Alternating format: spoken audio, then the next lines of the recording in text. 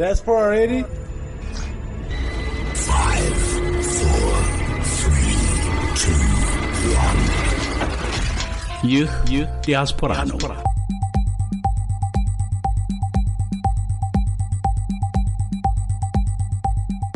ከሸገር 102.1 ኤፍኤም ጋር በመተባበር የሚቀርብ ሳምንታዊ መርሃ ግብር ነው።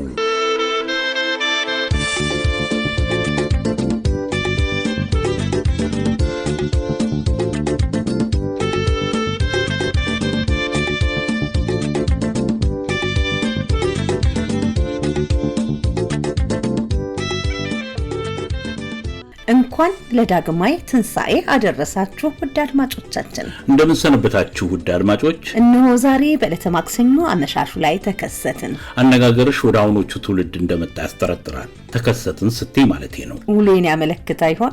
አዎ፣ ከኛ ጋራ መዋል ማለትም ይሆናል። እንዴት ተቀልዷል አሉ። በልህንተውና ምን አለ በድንገት ማክሰኞ ላይ መጥተናልና ይህን ለመጀመሪያ ጊዜ የሰሙ አድማጮቻችን ይኖር ይሆናል። ራሳችን ብናስተዋውቅ ምን ይመስልሃል? በእጄ እሺ።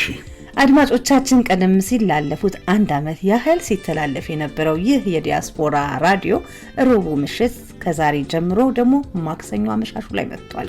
መርሃ ግብሩ በቀጥታ ከዋሽንግተን ዲሲ ከዚህ ከቨርጂኒያ አካባቢ የሰሜን አሜሪካ መዲና በየሳምንቱ የሚተላለፍ መርሃ ግብር ነው። ኢሳያስ ልሳኑና እኔም ቅድስት አቤነዘር በዝግጅትና በመስተንግዶ አብረናችሁ እንቆያለን እና እነሆ የማክሰኞ ዝግጅታችን ተጀመረ።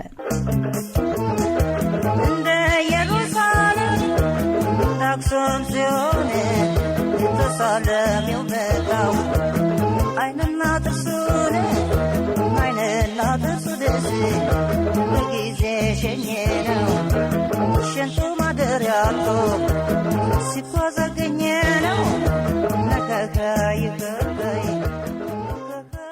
ከዚህ ያደረስከን ሰኞን ቀን አውለህ ማክሰኞ እንኳን መጣ ምስጋና ይድረስ። የምስጋና ቀን ነህ፣ እግዚአብሔር ይመስገን። እንኳን ሰኞን አልፈን ማክሰኞ አደረሰን። ራስ ምታቱን የጡንቻ መጓጎል የሰኞ ለጧቱ ያ ሁሉ ሰቀቀን የአይኑ መደፍረስ ሰውነት መቅፈፉ ማክሰኞ ለቀቀ ማክሰኞ ለጠፉ። ስራ ተጀመረ በሰዓት ተገባ መስራት ብቻ ሆነ ስራው አስተጋባ። የትጋቱ ዕለት ማክሰኞ ይኸው ገባ። እንቅልፍና ድካም መዝለፍለፍም የለም። ማክሰኞ ስራ ነው በሰራተኛ ዓለም። ማክሰኞ ትጉ ነው የሰራተኛ ቀን። መዝናናት ብቻ እንጂ የለውም ሰቀቀን። እንደ ማክሰኞ ቀን ሁል ጊዜ ቢሰራ ስልጣኔ አድጎ ሀገር በተኩራራ። ማክሰኞን እኮ አሞገስናት። ቀደም ሲል ያደመጣችሁትን ስነ ግጥም ያገኘነው ከግርማ ታደሰ መጽሐፍ ላይ ነበር። ዛሬ ማክሰኞ አይደለ? በሉ የዝግጅት መስዋዕታችንን ልናቀራረብና ወግና ቁም ነገሩን ለፍተ ቀደሙን አሰናድተን ለናንተ ልናስተናግድ ነው። እናንተም ከኛ ጋር ለመታደም መልካም ፈቃዳችሁ ይሁን።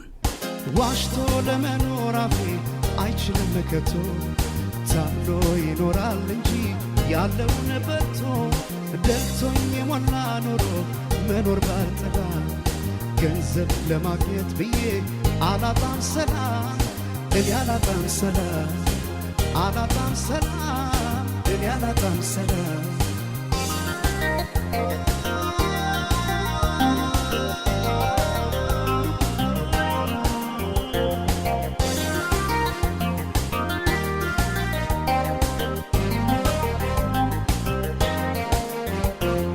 ይህ ዓለም ንዋይ ጭኑ ወርቁም በሙዳይ ማርኮ ከረታት ነፍሴን ከሰጣት ጉዳይ ህሊና ሲያጣ ሰላም ወርቅ አልማዝ ሞልቶ ሳይተኙ ማደር ሊሆን ከራስ ተጣልቶ ከዚህ ሁሉ ቅጣት ይሻላል ማጣት።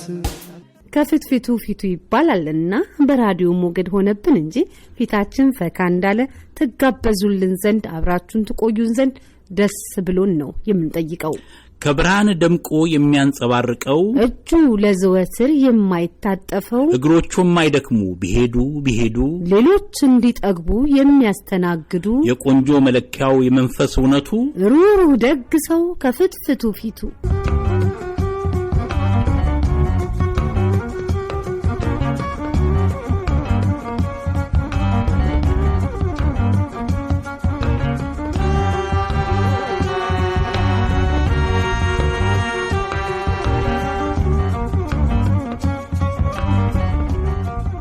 እንግዲህ በዛሬው መስተንግዷችን አንድ ለመንገድ ከመሰንበቻውና ከድምጽ ማህደር ከፕሮፌሰር ተኮላጎስ ጋር ያለን ቆይታን ይዘን መተናል። በመቆየት የብፌው ተቋዳሽ እንድትሆኑ በድጋሚ ግብዣችን ነው።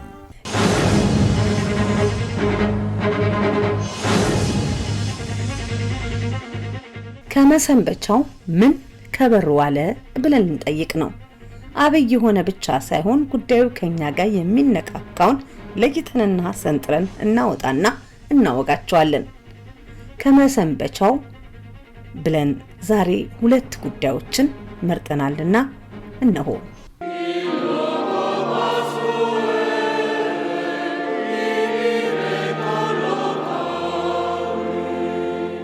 Dominus pascit me.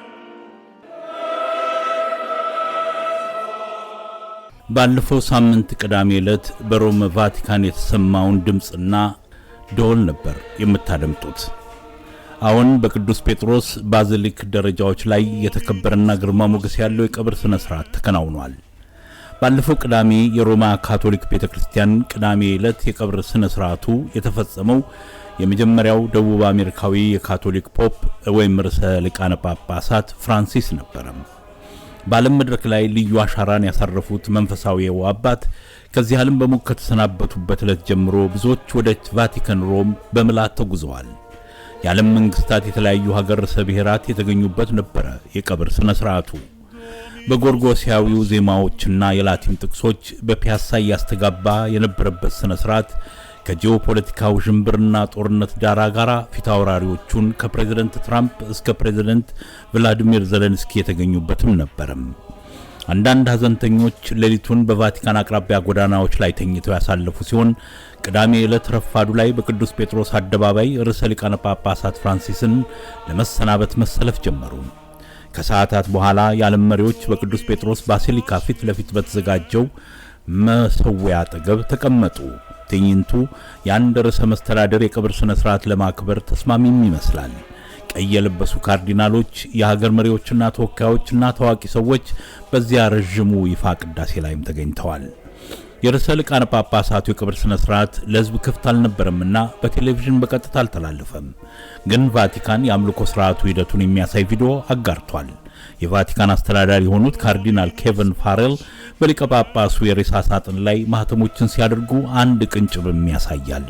ሌላው ደግሞ ካርዲናሎቹና ጳጳሳት በሊቀ ጳጳሱ መቃብር ፊት ለመስገድ ከተሰለፉ በፊት በተቀደሰው ውሃ መቃብሩን ሲባርኩም ያሳያል።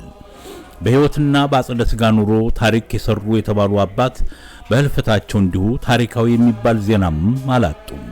የቀብራቸው ስነ ስርዓት እንደ ሌሎች ርዕሰ ሊቃነ ጳጳሳት ከቅዱስ ጴጥሮስ ባሲሊካ አጠገብ አይደለም የተፈጸመው። ይልቁንም እርሳቸው በተናዘዙት መሰረት ከቅድስት ማርያም ከቫቲካን ግድግዳዎች ወጣ ብሎ ከሮም ጉብታ ላይ ከምትገኘው ቤተክርስቲያን ነው ግብዓተ መሬታቸው የተከናወነው። ይህ ደግሞ ከሆነ ማለትም ከቫቲካን ግድግዳ ውጪ ሊቃነ ጳጳሳት ሲቀበር ከ100 ዓመታት በኋላ በመሆኑ ታሪካዊ ተብሏል። በ16ኛው ምዕተ ዓመት የተገነባውና በታምራት የሚጠቀሰው ይህ ባሲሊካ የኒህ ተወዳጅ መንፈሳዊ አባት አስከሬንም መቀመጫ ሆኗል። ከመቃብራቸው አጠገብም አንድ ቃል ብቻ ሰፍሮ ይታያል። እሱም ፍራንሲስከስ ብቻ ይላል። የፖፕ ፍራንሲስ የርዕሰ ሊቃነ ጳጳሳቱ ፍራንሲስ የቀብር ስነ ስርዓት ተጠናቋል እና አስከሬናቸው በሮማ አርፏል። ቀሪው የሮማ ካቶሊክ ቤተክርስቲያን ትኩረቷን ወደ መጪው ጊዜዋ ወደ መሆንም ተቀይሯል። በፈረንጆች ግንቦት 6 ቀን ቀጣዩን ፖፕ ለመምረጥ ጉባኤ ትቀመጣለች ተብሎ ይታሰባል። የካርዲናሎቹ ኮሌጅ ከመካከላቸው ፖፕ ፍራንሲስን የሚተካ ማን እንደሆነ የመወሰን ስራቸውን በሱባኤ ይውላል። ሱታፌውም በሚስጥር ይከናወናል። የፖፕ ፍራንሲስ ጉዞ ግን እዚህ ላይ አበቃ። 4 ነጥብ።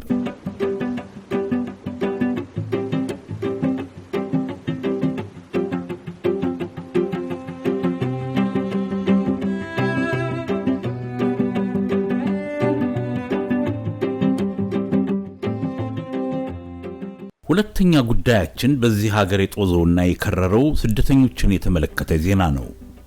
ምን ያለበት ይጮሃል በሉ እንጂ ዲያስፖራ ሆኖ ስለ ስደትና ስለ ስደተኞች አለማውጋት አለመመልከት ለኛ አይቻልም። አሁን ደግሞ ዘወትር የሚሰማው ወሬ እዛም እዚህ ተፋልሶና ተጣሞም አስፈርቶና ቀንድ አብቅሎ የምትሰሙት የስደትና የስደተኛው ዜና ነው። ብቻ ለዛሬ ይችን ያህል እናውጋ እስቲ።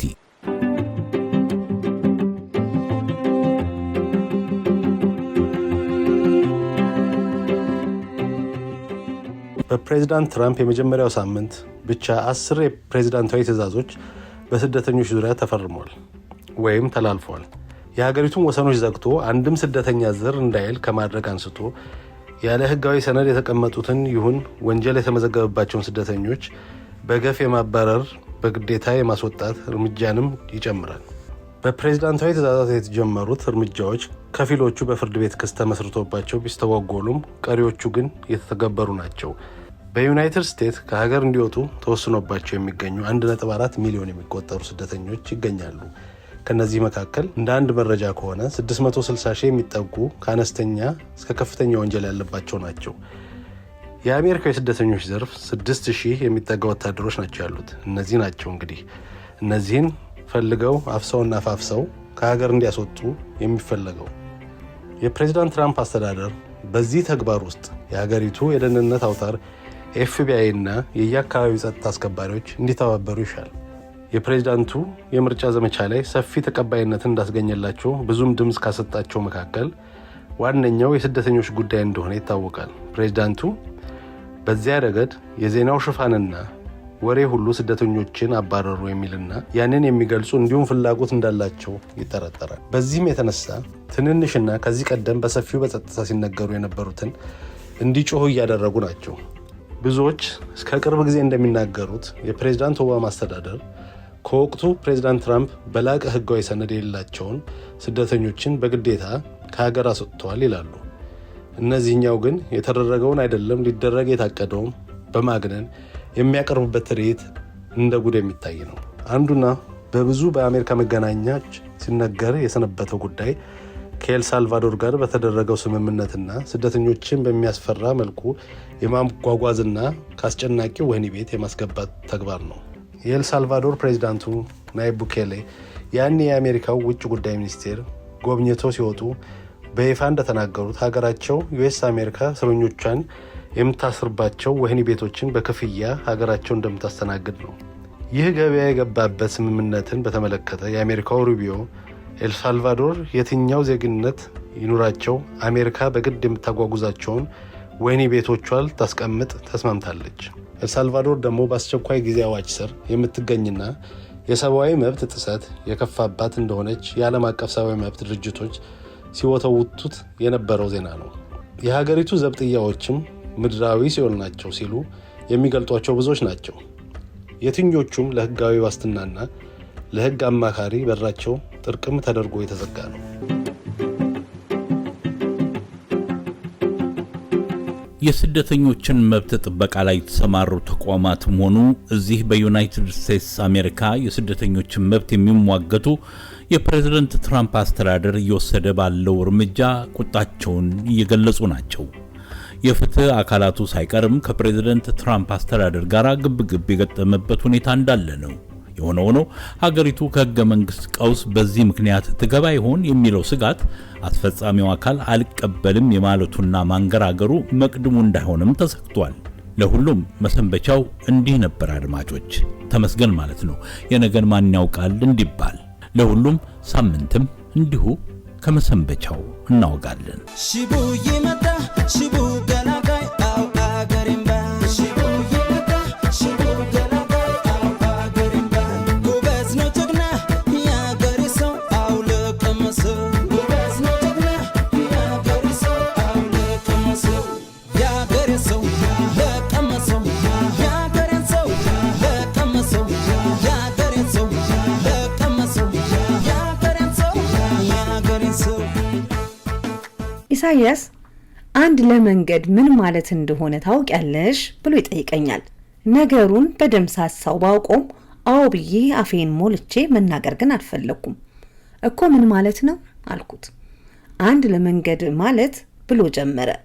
በመሃሉ የሙዚቃ መረማመጃ ታንኳ አድርጎ ወደ መሰናዶ ሊንደረደር እንዳሰበ ጠረጠርኩ።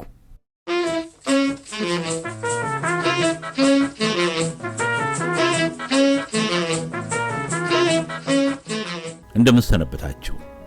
አንድ ለመንገድ እንዲህ ነው። አንድ ከጥቂት ዓመታት በፊት ሞቅ ደመቅ ያለ የአበሻ ምግብ ቤትና መዝናኛ መደብር ቢጤ እዚህ ነበረ። ካልጠፋ ቡና ቤት እዚች የበሬ ግንባር ከምታክል ፍግፍግ ብሎ እየተገፋፉ መጫጫዋና መጫወት ዲያስፖራው ያዘወትራል። ሙዚቃው ይጮሃል፣ ጠጪው ይጮሃል፣ ብርጭቆ ይሰበራል፣ ሳህን ይወድቃል። በዚያ ላይ የሚገባ የሚወጣውን ፈገግ ብሎ የሚጨብጥ ሰላም የሚል ሲሻው ካላቀፍኳችሁ የሚል የቡና ቤት ባለቤት ደግሞ አለ። በሞቀበት ሰዓት እርሱም ባልኮኒውን ተደግፎ ያጣጣል፣ ይጠጣል።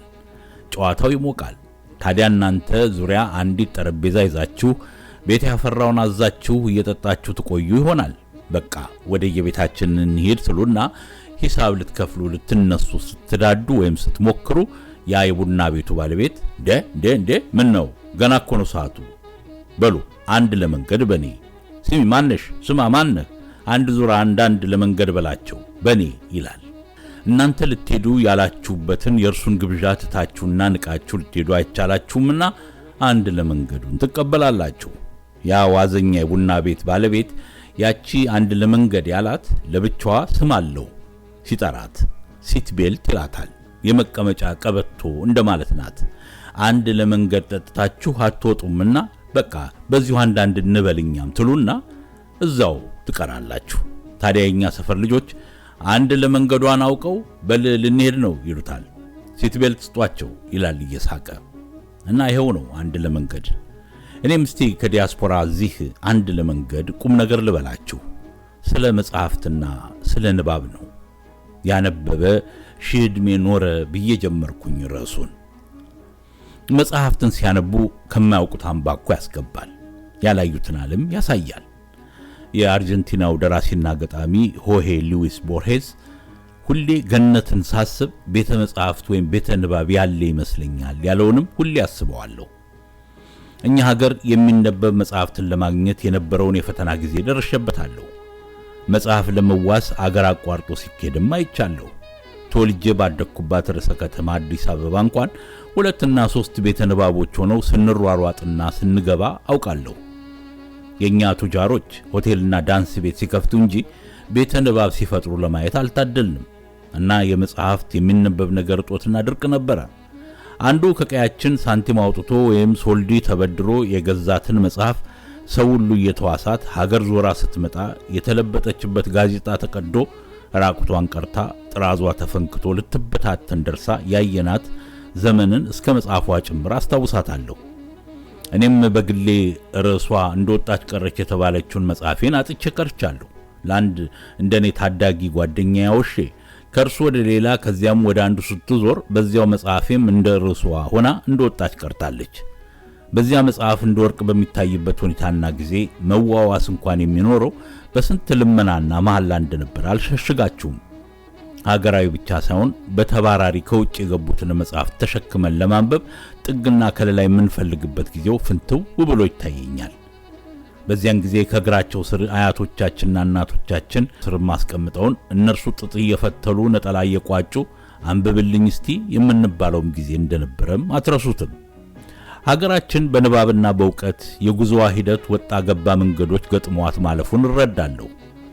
የቆጡን ለማውረድ በተደረገ ጥረት የብብታችን የወደቀበትንም እንታዘባለን። ከነዚህም ዋነኛው በእውቀትና በንባብ ባህላችን ዙሪያ ያለውን ናሙና ማድረግ ይቻላል።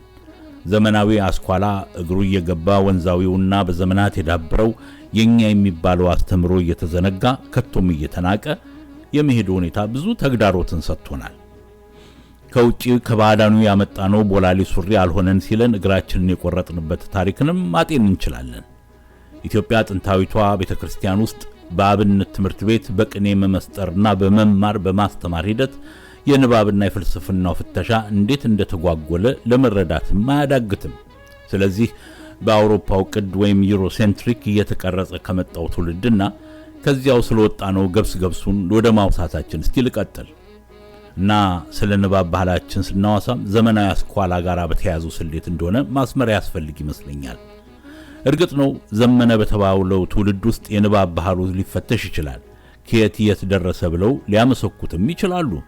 እንደኔ ከሆነ የእውቀትን ብርሌ ለመጨበጥ የሚደረገው ግብግብና ልፋት ባሰብኩት ቁጥር በድሮ እመካለሁ።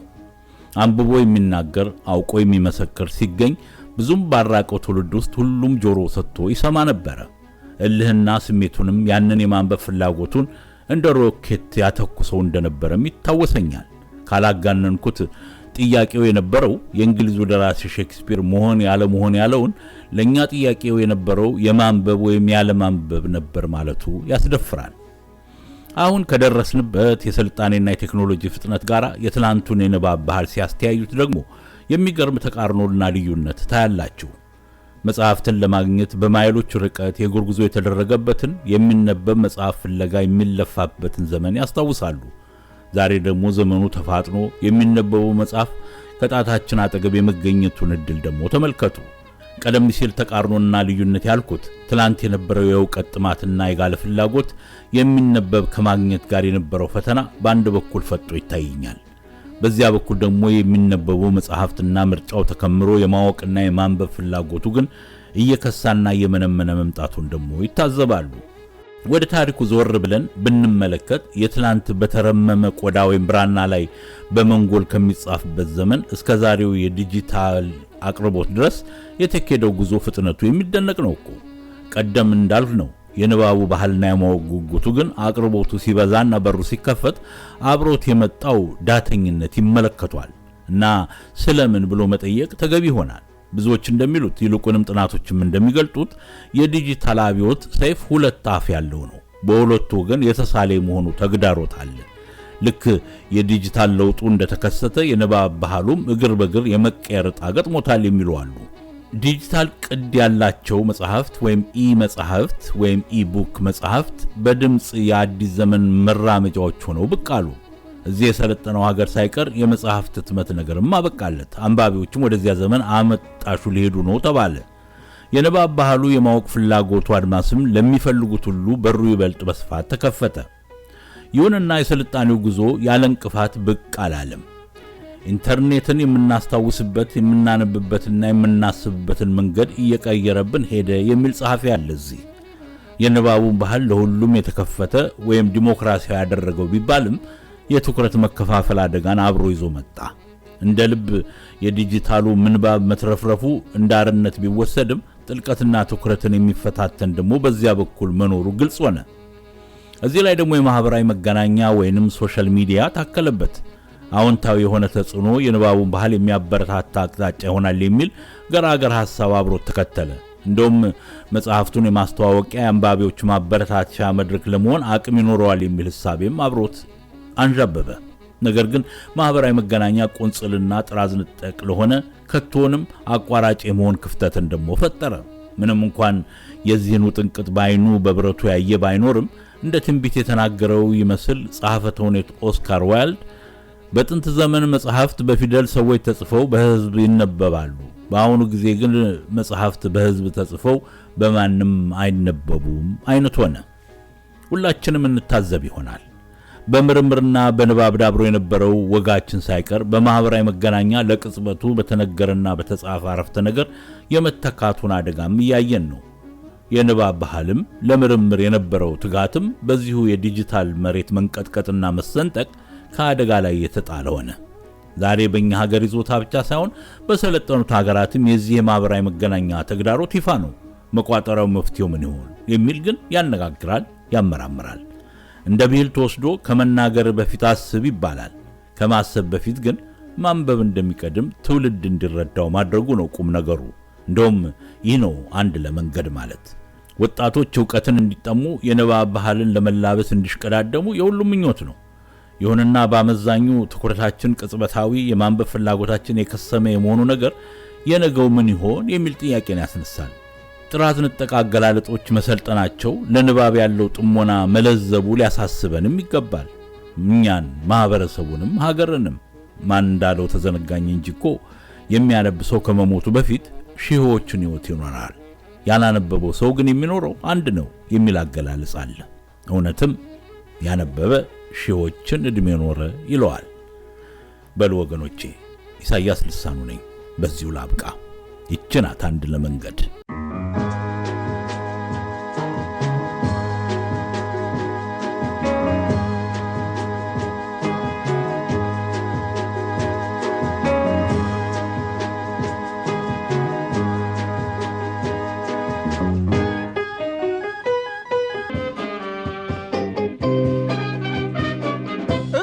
እባካችሁ ሰዎች ውሰዱኝ ስትሄዱ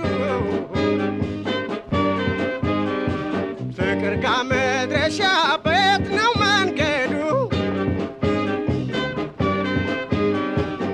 ሩቅ ነው ወይስ ቅርብ መኖሪያ መንደሩ ግድ የለኝም እኔ ውሎ ለማደሩ ያምራል ወይ በቅርጹ የፍቅር አዳራሽ ኗሪነት አለ ወይ ወይስ ሲሆን ፍራሽ ዙሪያ ጥራ አለ ወይ ወይስ ነው ወይ ሜዳ ቦታ አስትርፋ አለ ወይ ማረፊያ ለእንግዳ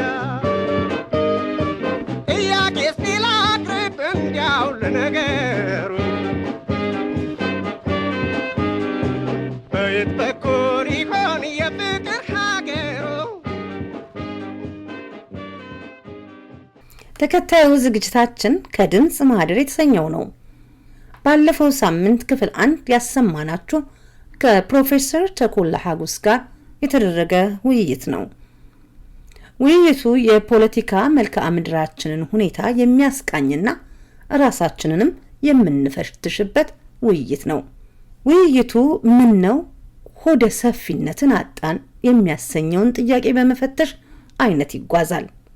እስቲ ወደ አምዱ በዚህ መሸጋገሪያ እንጓዝ።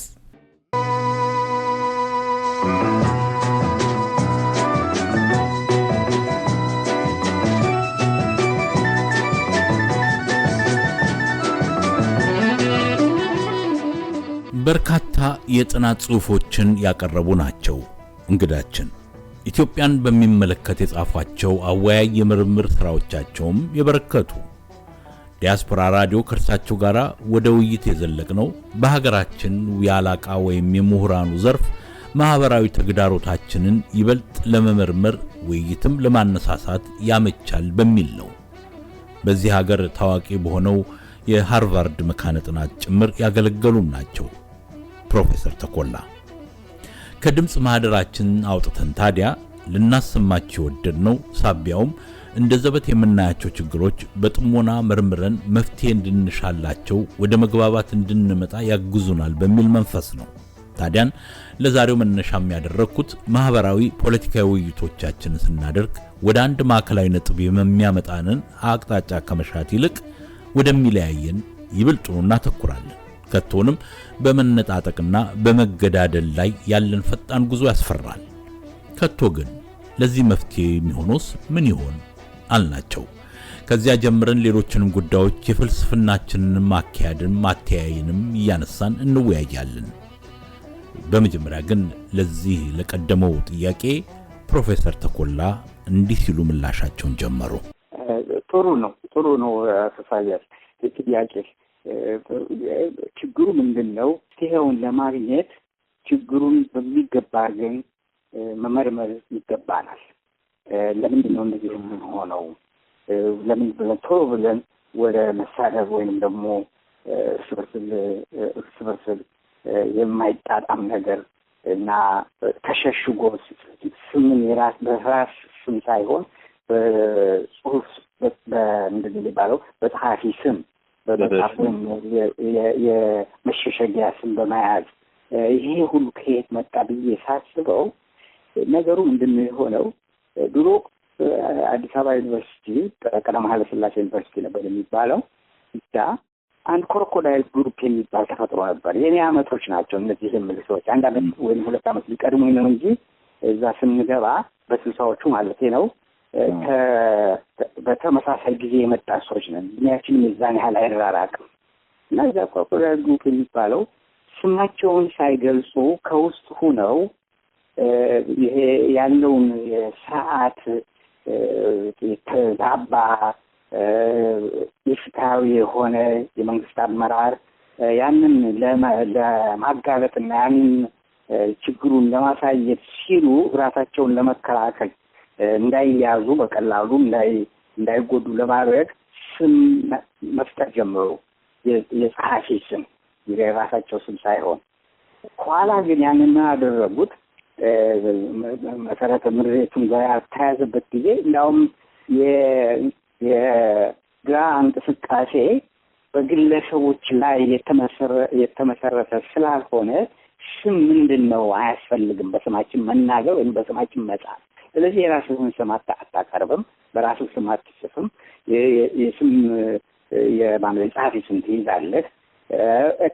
እንግዲህ የተለየ አንዳንድ ሁኔታዎች አሉ። ግጥም በሚነበብበት ጊዜ በአደባባይ ወጥተህ ስለምትናገር የግድ ስምህን በመታወቅ ስላለ እንደዚህ ያሉትን ነገሮች ላይ አይሸሸግም። ግን ሌላው ጽሁፍ ግን ሁልጊዜም ተደብቆ የሚሰራ ነው የሆነው እና ያንኑ ትራዲሽን ይዘን አሁንም ውጭ ሀገር መጥተን ስማችንን ደብቀን ለምሳሌ ያቀናሃል ማንም ዞር ብሎ ስለማይቆጣጠረው ወይም ደግሞ ለምን እንደዚህ ካለህ ብሎ ሊገስጽህም ሆነ ወይም ደግሞ አስረዳህን በዝርዝር እንደዚህ ዝም ብለህ ተሳድበህ ማለፍ አይደለም። አስረዳን ምን ማለት ነው።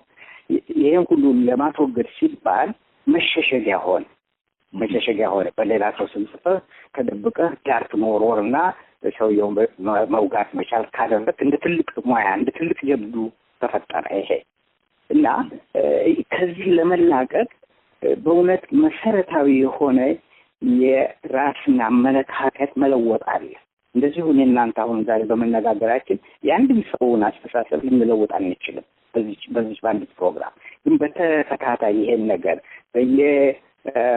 ሁኔታው ላይ በተፈጠረ ሁኔታ ግብዣም ላይ ይሁን ሰርግም ላይ ይሁን ይህን ጉዳይ አንስቶ ሰው ለምንድን ነው በየራሳችን ስማችንን ይዘን ለማንወያየው? ለምንድን ነው የምንደባበቀው ወይም ስለምን እንደበቃለን?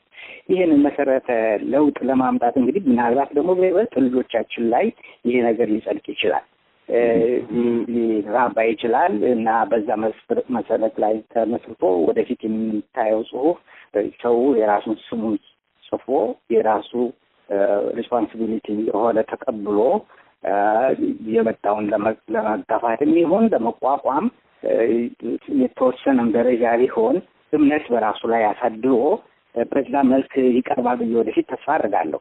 ይህንን ደግሞ ስልህ አንድ ምክንያት አለኝ ባየሁት ማለት ነው። እዚህ የተወለዱት ልጆች ለምሳሌ ኢትዮጵያ ቤተሰብ የተወለዱት ልጆች ኢትዮጵያም የተወለዱት አዲሶቹ ልጆች የተሻለ በራሳቸው ላይ እምነት አላቸው። ስለዚህ ሲጽፉም ሲናገሩም በራሳቸው ነው የሚጽፉት። የሚናገሩትም ስማቸውን ከላይ ነው ስሜ ብሎ እንደሚቀርቡት ያህል ለዛም ስል እከታተለዋለሁ ስላያለኝና ይሄንን ሳይ ተስፋ ያለው የመለወጥ ግን ችግሩ ይሄ ነው። በራስ መተማመን ያለን ሪስፖንሲቢሊቲ የኔ ከሆነ የኔ ሪስፖንሲቢሊቲ ነው ብሎ መቀበል መቻል፣ የኔ ግዳጅ ነው ብሎ መቀበል ማለት ይሄ ነው። ይሄ የኔ ግዳጅ ነው። ይሄ የኢትዮጵያዊነት የሚሆን ያለሁበት ህብረተሰብ የፈጠረው ሁኔታ ላይ የኔ ደግሞ አሻራ መግባት አለበት። እኔ ከዚህ ከዚህ ውስጥ አንዱ ነኝ። ባይተዋር አይደለሁም፣ ተመልካች አይደለሁም። እዚህ ህብረተሰብ ውስጥ የሚኖር ሰው ስለሆንኩኝ ግዳጅም አለኝ። ከህብረተሰቡ የምጠብቀው ነገር አለ ብሎ ሰው አእምሮ ውስጥ ያንን ይዞ እንዲቀርብ ለማድረግ ነው። እንግዲህ በመሰረቱ ይሄንን አንተ ለጠየቀኝ በምን መልኩ ልናስተካክለው እንችል ይሆናል? በአጭር ጊዜ ሊሆን ይችላል ለሚለው ለመመለስ በአጭር ጊዜ የሚሆን አይደለም፣ ግን ሊጀመር ይችላል። በዚህ ላይ ልናስተካክልበት ይችላል። መልካም። ቀደም ሲል ስንወያይ በዚህ ረገድ በተለይ ከዛሬ 40 ዓመት በፊት የነበረው ትውልድ ይሄ ቀኖናዊ የሆነ ወይም ደግሞ በእንግሊዝኛው አጠራር ዶግማቲክ የሚባለውን አመለካከት ውስጥ እንዴት እንደገባ ተነጋግረናል። እንዴት ነው እንደ ዱብዳ የሆነው? ምናልባት በባህላችን ውስጥ በሃይማኖታችን ውስጥ በአኗኗራችን ውስጥ የዚህ የወግ አክራሪነት አንድን ነገር እንደውም በአንድ ምሳሌ እንደሰማሁት ኢትዮጵያውያን ሲሰሩ እንኳን ቁልቁል እንደ ላሊበላ ወይም ሽቅብ እንደ አክሱም ነው። ኤክስትሪም ወይም ደግሞ ጽንፈኛ የሆነ አመለካከት ይንጸባረቅባቸዋል። ምናልባት ከዛ የመነጨ ይሆን? እንዴት ነው በአንድ ጊዜ በአንድ ትውልድ ላይ ከዛሬ 40 ዓመት ላይ እንደ ዱብዳ ወረደ ሊባል የሚችለው? እሺ ጥሩ ነው። ማነው የምሳሌ ገለጻዎችም ጥሩ ናቸው። ወደ ላይ እንደ አክሱም ሐውልት ወይም ደግሞ ወደ ታች ደግሞ እንደ ላሊበላ ሁለቱም ሁለቱን የመስመር አቅጣጫዎችን የምትነግረኝ የሚያሳይ ነው። ጥሩ አነጋገር ነው ነገሩ በመሰረቱ። ግን አግድም የሆኑ ደግሞ ክብ የሆኑ ደግሞ ብዙ ስራዎች አሉን። አግድም የሆኑ ለምሳሌ እርሻችን ለምሳሌ ሲታረስ ሲደረግ አግድም ነው ሁሉን የምታየው ነገር። በዛ ላይ ቤቶቻችን ያየ እንደሆነ ክብ ነው፣ እንደውም ጠርዝም የለው የምልህ እና ይህን ካውንተር የሚያደርግ ማለት ነው። ሌላም አቅጣጫ አለ ለማለት ነው። ሌላም አቅጣጫ አለ እና ያም ሆኖ ግን ለጥያቄው በሁለት መንገድ ልናየው እንችላለን። አንደኛ የአስተዳደጋችን ሁኔታ በአንድ መልኩ ከላይ ወደታች የሚወርድ የትዕዛዝ አሰጣጥ ያለበት ስርዓት ሆኖ ይታያል። ከላይ ግን ቀረብ ብለህ ደግሞ ስታየው እንደዛ አይደለም። በእውነቱ ከሆነ ከላይ ወደ ታች አይደለም። እኔ ያደኩት የከተማ ልጅ ነኝ። እንግዲህ ደሴ ነው ያደኩት፣ አዲስ አበባ ነው ያደኩት እና እዛ በቅርቡ ያየሁት የከተሜ ሰዎችን ሁኔታ ነው። ግን ብዙ ዘመዶቼ ደግሞ በአገር ቤት የሚኖሩ ስላሉ አሁን ለምሳሌ ሰዮ፣ ቦሩ እንደዚህ የደሴ ልጅ ስለሆንኩ እና ዘመዶቼ ደግሞ የሚበዙት የአያቶች ሀገር ያ ስለሆነ በጣም በየሳምንቱ ሊሄድ የሚወድበት ቦታ አሁን ሰው የሚል ትንሽ ከደሴ ወጣ ያለ ቦታ ነው እና እዛም ስታይ ልጆች ተሰባስበው እርስ በርሳቸው ከብት ሲጠብቁም ሊሆን ይችላል ወይም ለሆነ ነገር በሚያደርጉበት ጊዜ ተጽዕኖ የዛን ያህል አይደለም። ቤተሰቦቻቸውም ቢሆኑ የተጽዕኖ አመለካከት አይደለም ያላቸው። ያው የህይወት ችግሮች ስላሉ ያንን ለማሟላት ሲባል ይህንን አድርግ ይህንን አድርግ ይባላል እንጂ ልጁን እንደ ባህሪያው አይደለም የሚያደርገው። እንደሚባለው ከውጭ እንደሚሰማው አይደለም። በቅርበት ስታየው ነገሩ ኢቭን እንደው እስር ቤት እንኳን ሄደህ ያየህ እንደሆነ የኢትዮጵያ እስር ቤት በአንድ በኩል ስታየው ከውጭ ያስደነግጥህ ይሆናል። ግን ውስጥ ከሆንክበት እኔ 1 ዓመት ያህል ታስሬያለሁ በደርግ ጊዜ እና እዛ ውስጥ እኛ አይቻለሁኝ። ከውስጡ ስታየው ግን ሰብአዊነት አለው። በዛ በአስቸጋሪ ከላይ ከውጭ አስቸጋሪ ሆኖ ብትመለከተው ውስጡ ግን ያሉት ሰዎች አኗኗራቸውና ከዘበኞቻቸው ከጠባቂዎቻችን ጋር ለምሳሌ ያለን ግንኙነት ሰብአዊነት አለው፣ ርህራሄ ነገር አለበት እና ሙሉ ለሙሉ ህዝቦች በምናደርግበት ጊዜና በስርዓት በምንማርበት ጊዜ እንዲሁ በአንድ መልክ የወረደ ከላይ ወደ ታች ብቻ አድርገን ልናየው አይገባም። የኢትዮጵያን ባህላችንም ማለት ነው። ይህን ደግሞ ኢትዮጵያ ስል በጣም በጥቅል ነው የምናገረው። ምክንያቱም እኔ ያደኩበት አካባቢ በመሰረቱ አማራ ወይም ደግሞ አማራ የሆነ ኦሮሞ፣ የትግራይ ሰዎች የመጡበት ቦታ እና ብዙ የተቀየጠ ነገር ያለበት ነው እና ምናልባት ይሄ በሙሉ ኢትዮጵያ ያለ መልክ ገጽታ ሊሆን ይችላል። አሁን እንደሚባለው ይሄ ክልል የሚባለው ነገር ውሸት ነው የሚያሰኘኝ አንዱ ምክንያት ይሄ ነው። የትኛው ቦታ ነው የጠራ አንድ ወጥ የሆነ አሳየኝ ብል ሰው ይቸገራል። ያሳየኝ አይችልም። የተቀየጠ ነው ሁሉም ቦታ እኔ እንደገባኝ እንዳየሁት እንደማውቀው ያህል ማለት ነው እና እንግዲህ አነጋገሬ በአንድ መልክ አድርጌ ስናገር ይሄንን ሳላገናዝብ አይደለም ማለት ነው። እንግዲህ ጠቂዎች ስለሚመጡብኝ ስለሚገኙ ሁሉን ኢትዮጵያ በአንድ መልክ እንዴት አድርገህ ታያለህና እንዴት እንዲህ አይነት አነጋገር ትናገራለህ ለሚለው እንደ መልስ ማስቋጨቴ ነው እንግዲህ ይህንን የምናገረው ማለት ነው እና ያም ሆኖ አንዱ የሚባለው እንግዲህ በትምህርት ቤት ባለንበት ጊዜ በአፄ ኃይለሥላሴ መንግስት የትምህርት ፖሊሲ መሰረት ከድሮችን ከምናድግበት ይሄም ፖሊሲ ባይኖር ኑሮ የምናድግበት ሁኔታ ተለይተን እንደ በእንቁላል ውስጥ እንዳለን ሆነን አደግን። ስለዚህ ከህብረተሰቡ ጋር ሊኖረን የሚገባንን ግንኙነት በሚገባ አላጎለመስነውም። ትምህርት ቤት አርቲፊሻል ነው በሚል መልክ ማለት ነው እንግዲህ እና እዛ ትምህርት ቤት የተፈጠረው ስርዓት ይህንን ዶግማቲዝም ለማምጣት ወይም ደግሞ ለመቀበል ቀላል አደረገው።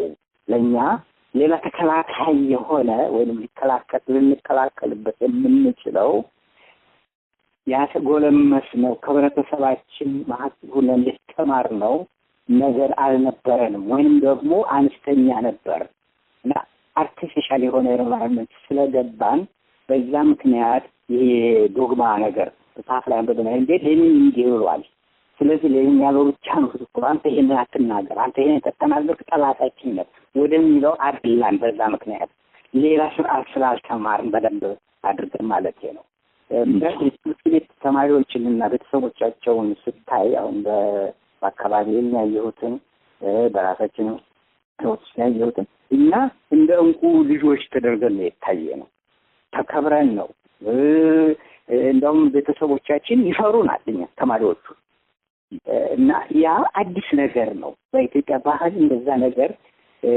ሊሆን አይችልም ነበር ይሄ ትምህርት ቤት የአፄ ኃይለ ሥላሴ የትምህርት ፖሊሲ አይነቱ ማለት ነው አዲስ በመሆኑ የመንግስት ትምህርት ቤት የሚባለው ማለት ነው ያ የፈጠረው ነው እንዲህ መስል ደግሞ አፄ ኃይለ ሥላሴ ለመውቀስ ሳይሆን በመሰላቸው በጊዜው የውጭ ትምህርት በተወሰነ መልኩ ማበልጸጉ ከገጠመን ችግር ሊያዋጣን ይችላል የሚል እምነት ነው እንግዲህ የተፈጠረው በዛን ጊዜ አፄ ኃይለ ሥላሴ የኋላን ቀርነት ምልክቶች ብለው የሚያዩዋቸው አካባቢያቸው ያለነው ህዝቦች ማለት ነው እነዚያን ለማስወጣት ወይም ደግሞ ለማስቀረት በተቻለ ሁላችንም ሱፍና ከረባት አድርገን ብንጠር ይወርዱ ነበረ ብዬ ነው የምገምተው መቼም ካሰራራቸው ስታየው የቤተ መንግስታቸውን ፕሮቶኮል የራሳቸውን ያሉት ሁኔታ ስታየው ተዘምደው የሚኒስትሮቻቸውን ኑሮ ህይወታ ወይም ለመኖር የሚሞክሩትን ሁኔታ ስታየው ወደዛ ያመራል ያንን አሁን የምናገረውን ለመናገር ያስደፍራል እና ይሄ የተለየ ሁኔታ ፈጠር እንደ እንቁላል ውስጥ እንዳለን ሆነ እና ከአካባቢያችን ጋር ያለን ግንኙነት ሊቀርጸን የሚገባው አካባቢያችን ነው በተቻለመትም የራሳችንም መሰረታዊ ኃይሎች ቢኖሩም በሰብአዊነታችን አካባቢያችን በትልቁ ይቀርጸናል ሰው ምን አይነት ሰዎች እንደምንሆን ማለት ነው ይቀርጸናልና ያንን ሙሉ ለሙሉ አላገኘነውም ነው የምለው ትምህርት ቤት ትንሽ አበላሸብን ነገሮች እና በዛ ሳቢያ ዶግማው በቀላሉ ሊይዘን ቻለ ያሁንኛውን ትውልድ ቀደም ሲል እንዲሁ በጨረፍታ ተናግረውት ነበር ያሁኑ ትውልድ ደግሞ ለየት ያለ መልክ ያሳያል ለሐሳቦችም ነፃ የሆነ ውይይት እንዲካሄድ መንፈሱ የተመቸ ነው ብለው ነበር ያሁንኛውን የለወጠው ሁኔታ ምንድን ይላል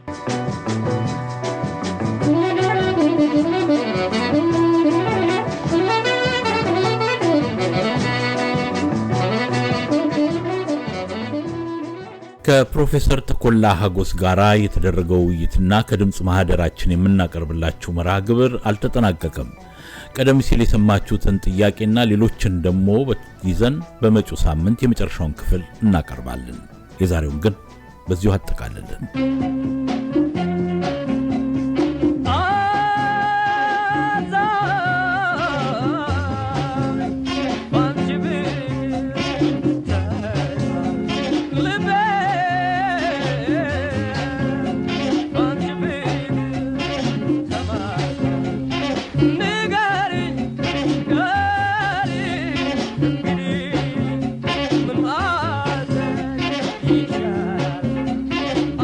Mother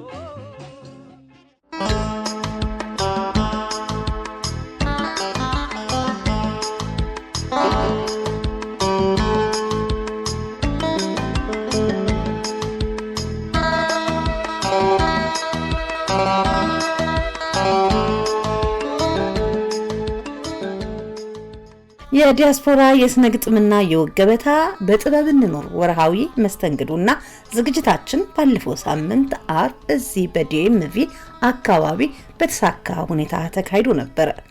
ወቅቱ የአውደ ዓመት ነውና እንኳን አደረሳችሁ የሚባባልበት ወገን ተሟሙቆ ያመሸበትም ነበር። ታዲያ እዚህ ላይ ሰው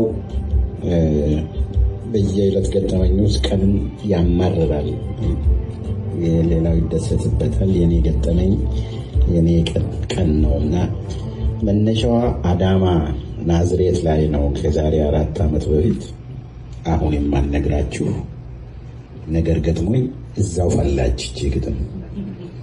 የቀን ነገር ይላል። አውቃለሁ ሰምቼ ቀን ያነሳል ሲሉ ታዘብኩኝ አይቼ ቀኖች ሰው ሲጥሉ ያን እየነቀሉ ይህንን ሲተክሉ በእኒያ ነቃይ ተካይ ብርቱ ቀኖች ላንቃ አንዳንድ ቀን አለ በአንዳንድ ቀን ጣልቃ አንዳንድ ቀን አለ ጨዋ መኳንንቱ ንጉሥ መሳፍንቱ ሼሁ ሞነክሲያቱ የግድ የሚላቸው ስርዓት እንዲስቱ አንዳንድ ቀን አለ ሌባ ቢጤ ጨኳ ጀግና ናቅል ነስቶ ከንትን የሚያቧኳ አለ አንዳንድ ቀን እርጋታን አዋኪ በጸጸት ሰቀቀን ዓመት አሳካኪ አለ አንዳንድ ቀን በቀኖች ወርተራ በነፍስ ሽንቁር ላይ ተስፋን የሚዘራ አይደለም መሽቶ መንጋት መውጣቱ መጥለቁ በሰው የዕድሜ መንገድ ቀን መፈራረቁ ይልቅ ለሰበብ ነው ሚስጥሩ መርቀቁ የቀን ከንቱ የለም የሌለው እርባና ከመልካሙ ደስታን ከሌላኛው ልምድን ይቀስመዋልና ደሞ ሌላው እውነት ሁሌም ለዘላለም ቁም ነገር የሌለው የቀን ባዶ የለም። እጅጉን አምርረን መጥፎ ነው ያልነው ዕውቀት የሚሆነን ከእጁ ትምህርት አለው። ያለፍነውን በሐሴት ያለፈን በደስታ ለሕይወት ስንቅ ጉዞ ሽሮን ነው ትዝታ ሽሮን ነው ትውስታ። እዚህ ላይ ነው ቢካፈል ቢባዛ ቢቀነስ ቢደመር ዓለም ሹክ የሚለን ዋናው የቀን ነገር ኋላ ተመልሶ ጅምር ከመቀየር ካሉበት ጀምሮ ፍጻሜን ማሳመር።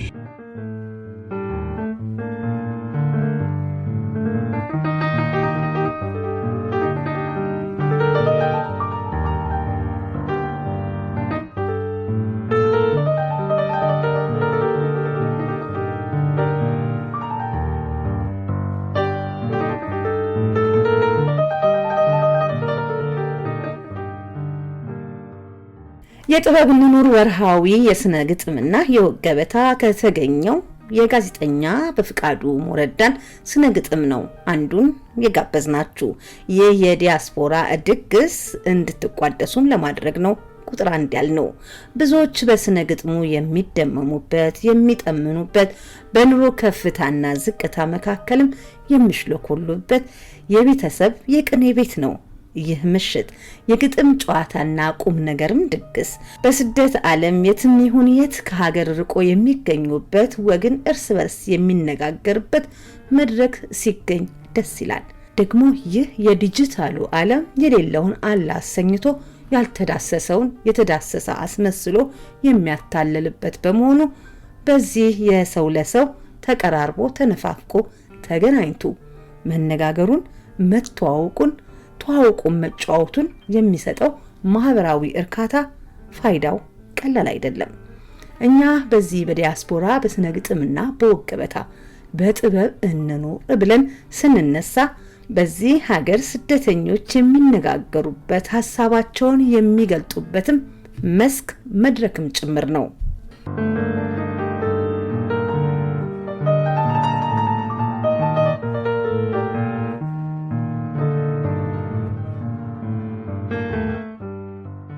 አድማጮቻችን በዚህ የጥበብ ማዕድ ዙሪያ የቀረቡትንና የተደመጡትን እንዲሁ ለናንተ ጆሮ ማድረሳችን የማይቀር ይሆናል።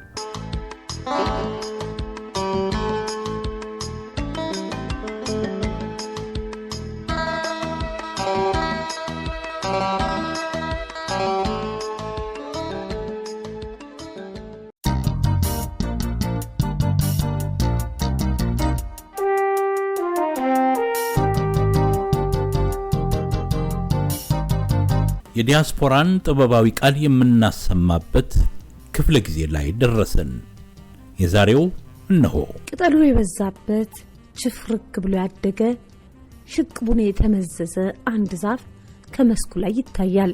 በረዣዥሙ ቅርንጫፎቹ ላይ ቅጠሎቹ እየበረከቱ ይበቅላሉ።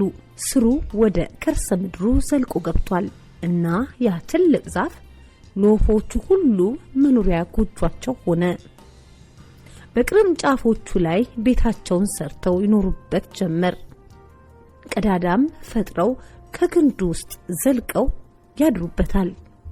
እንቁላል ጥለው ልጆች አፍርተው በዚያው ዛፍ ውስጥ ሲኖሩ ዛፉም ወዳጅና ጓደኛ ስላፈራ ደስ ይለዋል። ወፎች ብቻ አይደሉም፣ የአካባቢው የመንደሩ ነዋሪ ሰዎችም በዚያ ትልቅ ዛፍ ስር መኖር ደስ ይላቸዋል። ከፀሐይዋ ንዳድ መለያ ጃንጥላቸው ሆኖ ያገለግላቸዋል። ያ ዛፍ ስሩ አውጫጭኝ ወይም የእድር ስብሰባ ሲኖርባቸው የሚሰበሰቡበት በመሆኑ ዛፉ ባለውለታቸው ሆኖ ይሰማቸዋል እና ሁሌ ዛፉ ሲያደንቁት ዛፉም ይደሰታል፣ ይኮራል። ዛፉ እንደዚህ ሲኖር ቆየ እና ጊዜው እየረዘመ ዓመት እየተቆጠረ ሲሄድ ዛፉ መታመም ይጀምራል። እርጅናም ይጫነዋል። ቅጠሎቹ መርገፍ ይይዛሉ፣ ቅርንጫፎቹም ይላላሉ። ትልቅነቱ ያለፈ ሲሄድ ወፎቹ ጎጆ መስራታቸውን ያቆማሉ። ሰዎችም ከፀሐይ ለመጠለል ከእግሩ ስር የሚውሉትን ሁሉ ይተዋሉ። እርቃኑን እየቀረ የመጣው ዛፍ ከቶም ሊያስጠልላቸው አልቻለም እና ይህንን የገጠመው ዛፍ ክፉኛ ለቀሰ። ለአምላኩም አምላኬ ለምን ታከብድብኛለህ? ወዳጅና አብሮኝ የሚኖር እፈልጋለሁ። ወደኔ የሚመጣ ግን ዛሬ ማንም የለም። ለምን ክብሬን ወሰድከው? እንዲህ ከምሰቃይ ለምን አትቆርጠኝም? እያለ ጮኸ፣ አለቀሰ፣ አነባ። እንባው ከላይ ወደታች በግንዱ ተንሽራቶ ከመሬት ፈሰሰ። በየቀኑ ለቅሶ ሆነ፣ እንባውም ቀጠለ። ወቅት ተፈራረቀ። ምንም የተለወጠ ነገር የለም። ብቸኝነቱ እንደያዘ መለመሉን ወይም እርቃኑን እንደሆነ ዛፉ ሽቅብ እንዳጋጠጠ ቆየ። አንድ ማለዳ ላይ እያለቀሰ ሳለ አንዲት ድንቢጥ ወፍ ድምጿን ሰማ። ቅዠት መስሎት በደንብ አደመጣት። አንዲት ከእንቁላሏ ገና የወጣች ድንቢጥ ድምጽ ብቻ ሳይሆን ተከታትሎ ሌሎችንም መስማቱን ቀጠለ። ደስ እያለው ተመለከተ። ከእግሩ ስር እርሱ ባነባው እንባ፣ እርሱ ባፈሰሰው እንባ የበቀለች ወጣት ዛፍ ፈገግ ብላ አየችው። በዚያች ዛፍ ላይም ወፎች ቤት መስራት ይዘዋል። ያ አዛውንቱ ዛፍ ተደሰተ። ብቻውን እንዳልቀረ ጸሎቱም እንደተሰማለት ቆጠረ። እንዲህ ነው የአምላክ ሥራ። እንዲህ አይነት ነው የሕይወት አምላክ አካሄድ። ለሰው ጥያቄ ሰው ከሰማና ካደመጠ መልስ ይሰጣል። ነገር ግን አመላለሱ ጥልቅና ረቂቅ ነው። የሚበጀውንና ሊሆን የሚገባውን ነው የሚመልስ። ግን ማድመጥ ይጠይቃል። እርጋታና ትዕግስትን ይሻል። ከድንፋታው ከፉከራው ሰውኛ መገበዝ ይልቅ ትሁት ስብዕናን አምላክ ይወዳል። መሰረቱ ጠብቆ ማንነቱ ተጠብቆ ሕይወቱ ደምቆ የሚኖር ሰው ዛሬ በእጁ ያለውን ቡራኬ የሚያውቅ ለበለጠው መልካም የሚተጋ ብቻ ነው። ሁሉም ለበጎ ነው እንደሚለው መጽሐፉ ዛሬ የምንለፋው ልፋት፣ ዛሬ የምናነባው እንባ የሚያጸድቀው ችግኝና የሚቸረው የሕይወት ጸጋ ቆይቶ ነው የሚታወቀው። ይህንን ልብ ይሏል።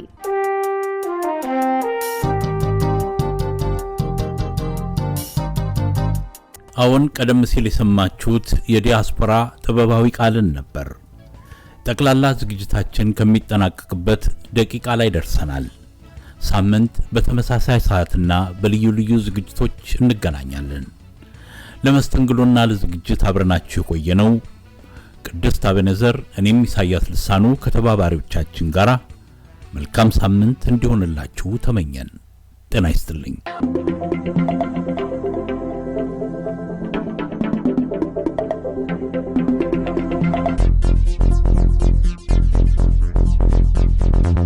ስትከታተሉት የነበረው መርሃ ግብር ከዲያስፖራ ራዲዮ ነበረ።